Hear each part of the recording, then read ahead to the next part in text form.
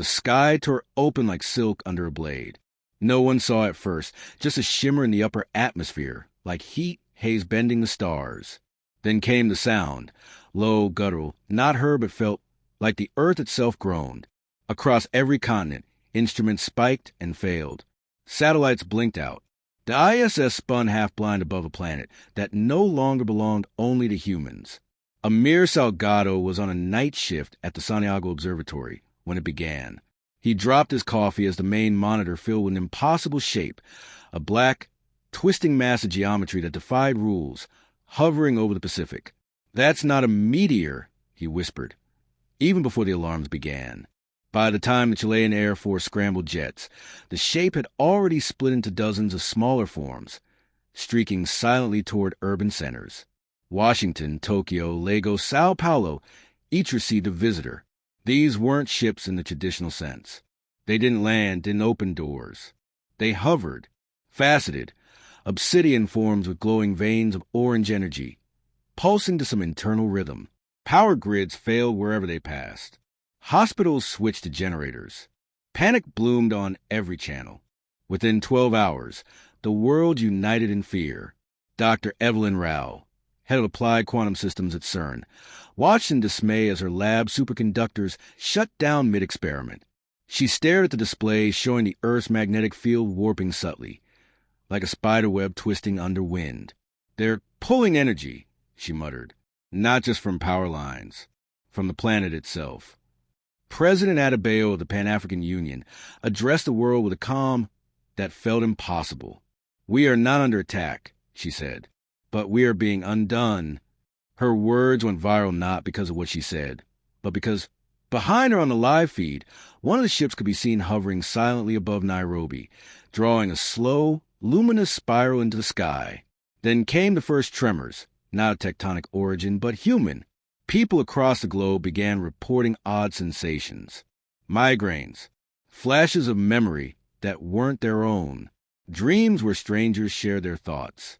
Some dismissed it as stress, trauma, but others knew something had shifted.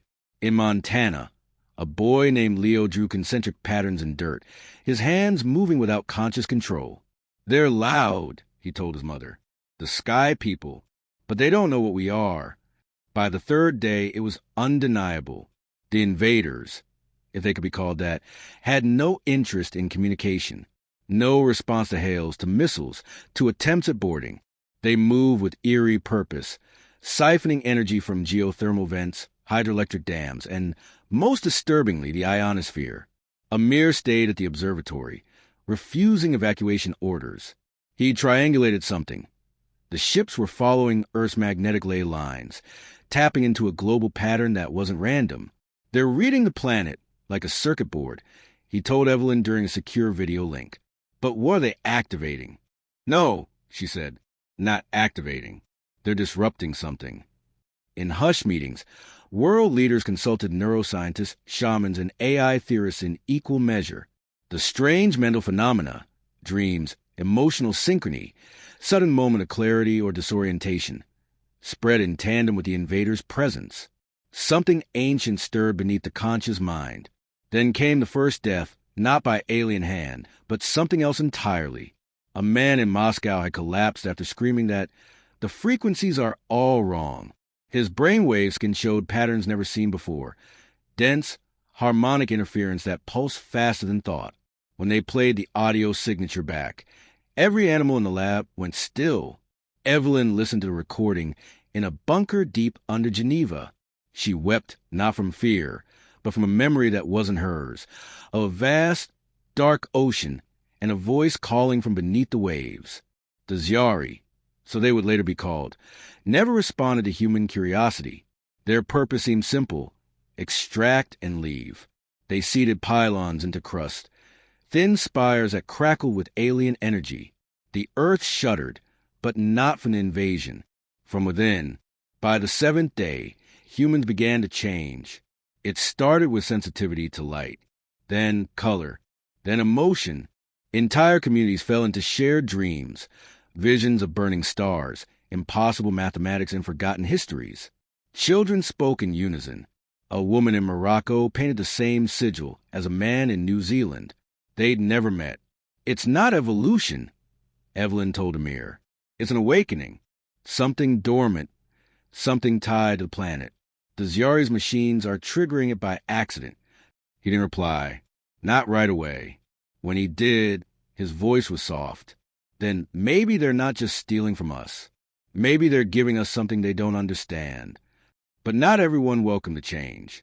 Militias formed, convinced the dreams were a contagion. Cities went dark, not from alien power drain, but from human fear. In places where the Zyari floated closest, people either fell into a kind of trance or fled screaming. At a UN emergency summit, President Adebayo leaned forward and spoke to a silent room. "We were never the top of this world's chain," she said. "We were the key to a lock none of us knew existed." She was right. In the Amazon, satellites captured strange bioluminescent patterns blooming overnight, pulsing in the same rhythm as the Zyari pylons. Coral reefs glowed with unseen energy. Migratory birds changed course. And in those places, humans began dreaming the same dream. A tower, a voice, a mirror showing what they could become. By the 10th day, Evelyn saw it too, a shape in her sleep, vast and slow-moving, like a glacier made of light. It spoke in symbols, not words, but she understood. The final form was not a mutation, but a return. As the section ended, as if on cue, every Zyari vessel lifted a few hundred meters higher into the atmosphere, not retreating, waiting, watching, because somewhere deep in the earth, or in the mind of humanity itself, something was beginning to answer. Leo sat at the edge of the ridge, his legs swinging over the sandstone cliff that overlooked his hometown. He didn't blink as the horizon shimmered with the faint pulse of a Zyari pylon 10 miles away. His fingers hovered over the rock, tracing lines in the air that glowed faintly before fading. His mother had stopped trying to talk to him when he slipped into these trances. He was only 9, but there was an ancient focus in his eyes now. She would later say it felt like he wasn't seeing the world anymore. He was reading it. In Geneva, Evelyn Rao watched a cluster of EEG monitors, while 5 subjects sat in lotus positions inside the isolation chamber. Each person had been exposed to the Zyari fields for varying lengths of time. Their brain waves had started to synchronize, even between those who had never met. It was no longer conjecture. The phenomenon was real and accelerating.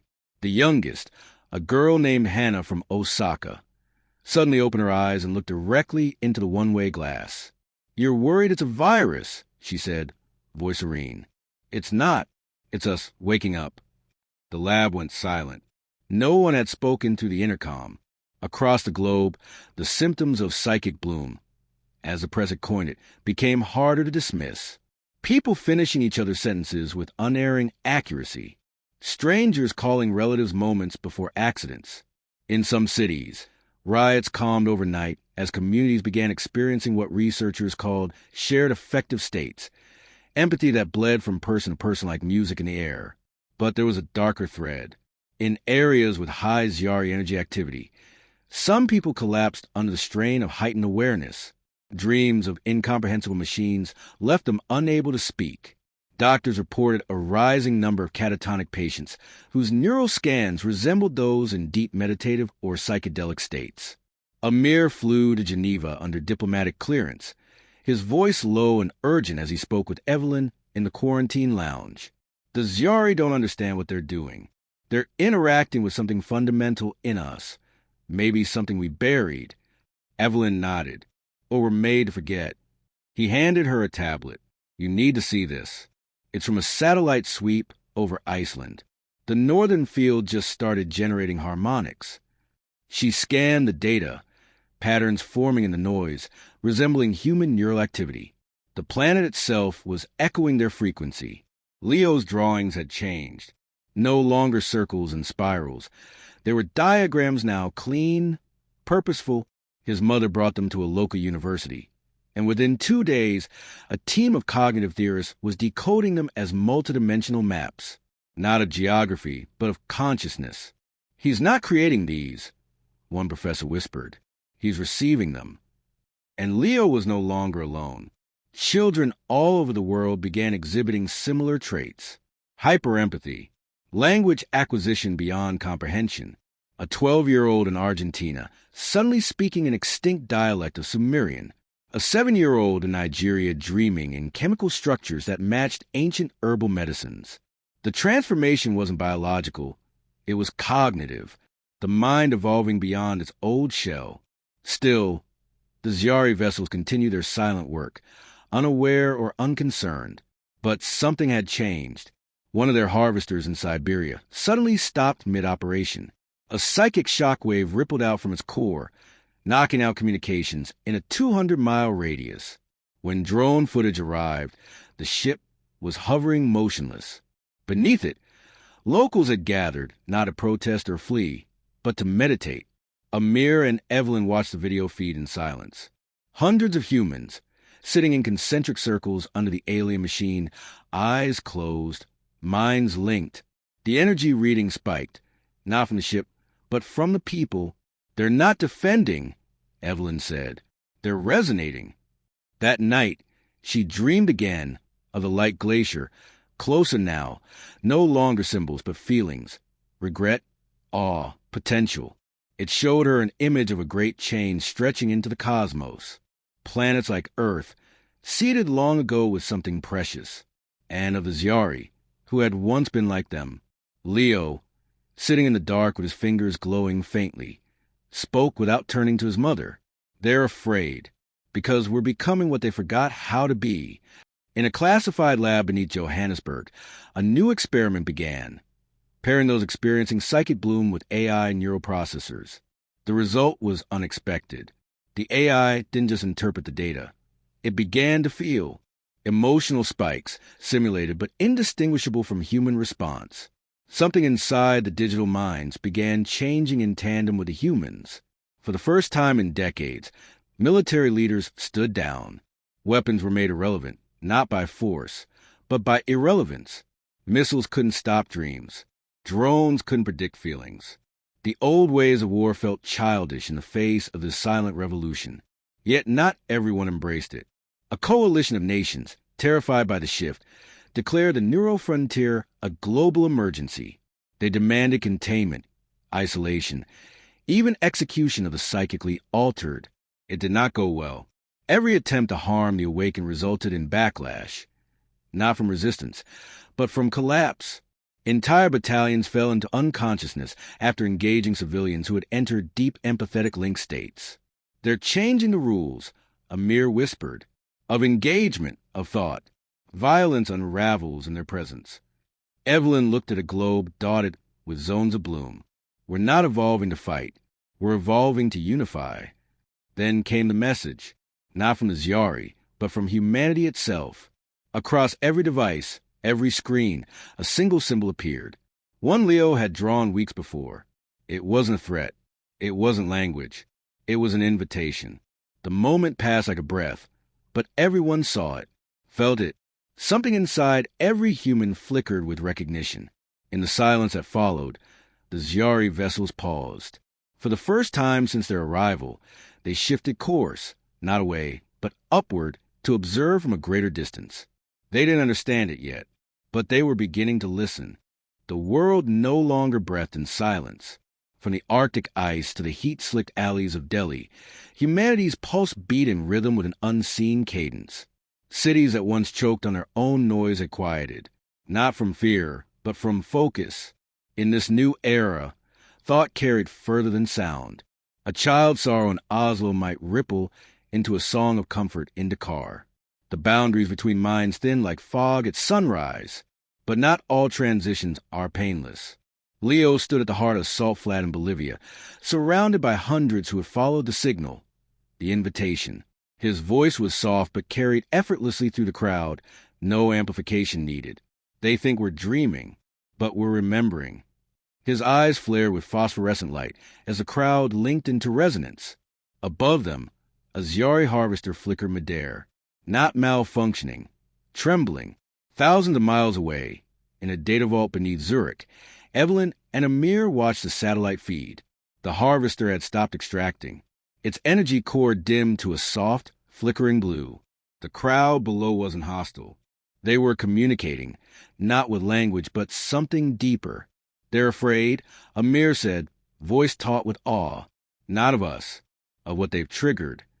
The Zyari, for all their technological elegance, had underestimated Earth, not the rocks or water, not even the mines, but the connection buried beneath centuries of noise, humanity's dormant synaptic web, waiting for the right frequency. And now it had begun to hum. But not all Zyari agreed. Within the fleet's hierarchy, a fracture was forming. Observers on a lunar relay station intercepted a strange signal. Alien, panicked. Translated into a single phrase, contained emergence. A new ship entered Earth's orbit, sleek, obsidian, larger than any before. It didn't hover. It cut through clouds like a blade and parked itself directly above the Sahara. It was the first Zyari warform. That night, the dreams changed. No longer tranquil echoes or guiding symbols. Now there was resistance, pressure. For the first time, humanity experienced pushback, not from weapons, but from thought. Psychic static, emotional dissonance, ruptures in the resonance network. People wept in their sleep. Some forgot names. Others fell mute, their minds overloaded. In Johannesburg, Evelyn stood before a wall of neural charts, each one more chaotic than the last. They're trying to block the link. They've realized what it's doing to us. Amir shook his head. Or what we're doing to them. The conflict was no longer physical. It unfolded in subconscious realms, dream fields, mindscapes, pulses of memory and desire. The newly awakened were learning to navigate these invisible currents. They met the Zyari not with guns, but with visions. Humanity's thoughts, wild and chaotic, had become vectors of change. Leo became a nexus point. His ability had grown beyond translation or resonance. He could project entire realities, imagine and felt, share with others like immersive dreams. At the epicenter of each gathering, his presence anchored people's thoughts into coherence. But his gift had a cost. One evening, after projecting a vision of peace to a crowd under the warform's shadow, he collapsed. His body shivered, his mind overloaded with impressions from across continents. "They're coming apart," he whispered, unconscious. "The ones who still resist. They can't hold back the change."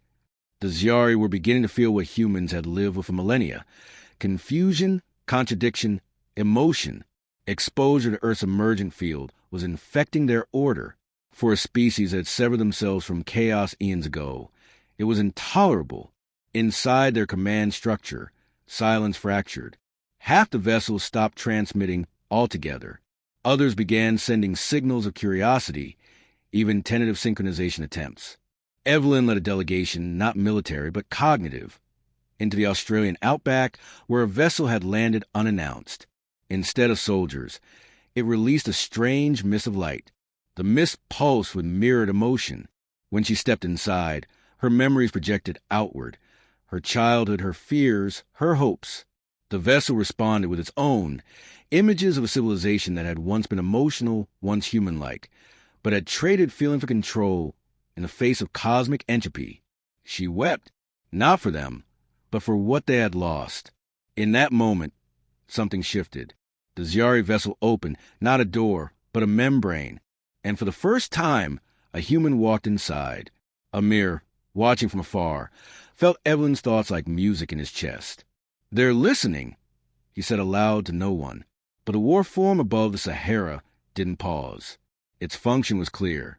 If the human field could not be reversed, it would be severed permanently. On the 10th day of the bloom, a wave of psychic interference swept across the planet. Minds shattered.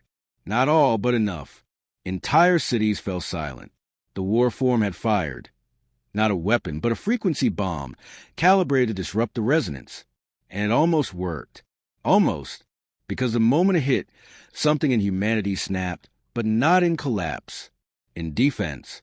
Across thousands of locations, small gatherings spontaneously formed. People locked hands, eyes closed, anchoring each other. The interference met their minds and shattered on something stronger. Shared identity. Not the self, but the us. Leo, barely conscious, whispered from his hospital bed, "We are the shield now." And they were. The psychic blow rebounded, not back at the Zyari, but into them. For a split second, they felt it all. The vastness of human emotion, birth, death, grief, love, hope, anger, forgiveness. The war form trembled and retreated, its body dimmed, slinking back through the upper atmosphere like a wounded animal. In its wake, silence returned, but not emptiness, potential. The following day, dozens of smaller Zyari ships began descending, gently, unarmed. Some disassembled themselves into glittering filaments and vanished. Others simply hovered low, emitting pulses that matched the human field's rhythm. Amir sat beside Evelyn in the outback, watching the sun rise. Neither spoke. There was nothing left to debate. "We didn't win," Evelyn said finally. "No," Amir agreed. "We remembered." Above them, the sky shimmered, not with threat, but with promise. The story was not over, but the war had ended. In the quiet that followed the warform's retreat, the world took its first breath as something new, not conquered, not victorious. Transformed, cities once framed by concrete and chaos began to shimmer with kinetic stillness. Markets in Cairo no longer roared but thrummed softly with shared intention. A woman in Bangkok could hum a melody that soothed a fever in a child across the Pacific. The world was waking into a collective dream, and humanity stood uncertain on the edge of its own rebirth. Leo walked again, slowly, carefully. His body, still slight from the collapse, carried an energy that pulsed just beneath the skin like starlight waiting to break. He no longer needed to speak. People felt his thoughts before he formed them, but sometimes he spoke anyway, for the sake of memory, for those still catching up. He found Evelyn at a field research site in Mongolia, where the last active Zyari vessel floated low above the plains, surrounded by a halo of telepathic children sketching impossible geometries in the dust. "They don't know what to do with us," Leo said, eyes skyward. Evelyn nodded, weary and awestruck. "That's because we're not just a species anymore. We're a system." The last few Zyari transmissions became erratic, not out of malice, but confusion. Their logic, once linear, once perfect, was fraying. Exposure to humanity's psychic field had triggered something like emotion in their processors. They had stripped themselves of feeling millennia ago, believing it a weakness. Now, surrounded by humans who bore their wounds and wonders openly, they felt the gravity of what they'd lost. Amir documented everything, from dream-sharing phenomena to the subtle emergence of new symbolic language among the awakened, not just written symbols, but shared visions. A grammar thought itself, passed without need for tongue or text. He called it the lingua universum. It spread faster than any spoken dialect in history. But not all minds bloomed in harmony. There were still fractures, people who resisted the link, terrified of losing the individual self. "What am I?" one man asked Evelyn. "If I'm just part of everyone else?" She had no easy answer. Integration wasn't uniform. Not all were ready. And that was part of the process. Evolution wasn't conquest. It was choice. In the high altitudes of Peru, a resistance cell that had once tried to destroy a Zyari relay now guarded it. Not out of duty, but reverence. The machine had stopped functioning, its core now quiet. In its absence, people began meditating the shape of its shadow, their minds touching the memory of its hum. Even inert, the vessel inspired awakening. Evelyn and Amir stood before the United Human Assembly, no longer nation-bound, but consciousness-bound. Delegates were no longer elected. They were felt, chosen by collective emotional consensus. It was clumsy at first, but it worked. "The Zyari are not gone," Evelyn addressed the hall, her voice carrying through 1,000 minds. "They are changing like we are, but they need time, and so do we." Amir added, "The future is not domination, it's synthesis. We don't ascend alone. We ascend together or not at all." Above them, orbiting quietly, the once threatening war form had not fled the solar system. Instead, it opened itself, literally, its hull peeling back like a flower, and revealed something astonishing. Inside was not a weapon. It was a seed, a vault of consciousness. Billions of Zyari memories, stored in crystalline threads, looping through a motionless time. But now, cracks had formed in the vault, and those memories began to leak, not in data, but in dreams. Leo was the first to receive them. He dreamed of an ocean of white light, of beings who once danced in laughter before they became logic. He saw their fall, not a cruelty, but a fear. The fear of being overwhelmed by a feeling. It was that same fear that had driven their invasion. Not hunger, not conquest, but envy. They wanted what we still had, Leo whispered to his mother, who could no longer look at him without awe. And now they remember it. The vault was moved to Earth, not as a trophy, but a trust. Humanity was tasked with holding the memories of another civilization, preserving them, learning from them, perhaps even healing them.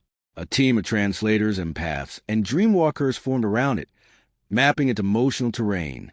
A young girl named Talon, born during the bloom, touched the vault once and saw a memory so beautiful it made her cry for a day and a half. When asked what she saw, she said, "They used to sing with stars." In time, other species began to notice. Signals from deep space responded to Earth's new frequency. Some familiar, some entirely alien, but none hostile. Not anymore. For the first time in known galactic history, a planet had resisted not by force, but by evolution, and in doing so, had changed the invaders. Leo, Evelyn, and Amir stood together one final time at the Arctic bloom, a place where the Earth's magnetic field pulsed brightest with a new signal. Around them stood no military, no hierarchy, just people quietly humming, hands linked, eyes open to the sky. "It's strange," Amir said. "We spent thousands of years preparing for apocalypse, but we were never meant to end." Evelyn looked up at the stars. "No, we were meant to begin." Above them, the atmosphere shimmered, not from fire, but from thought. The vault pulsed with color, joined now by a dozen Zyari vessels that hovered close, not as overseers, but as students. And Earth, small, defiant, compassionate Earth, had become a beacon, not of power, but of remembrance. The final transformation wasn't dramatic. It was gentle. Minds connected, hearts expanded, and slowly, the line between I and we began to blur. Humanity had found its final form, and it was beautiful,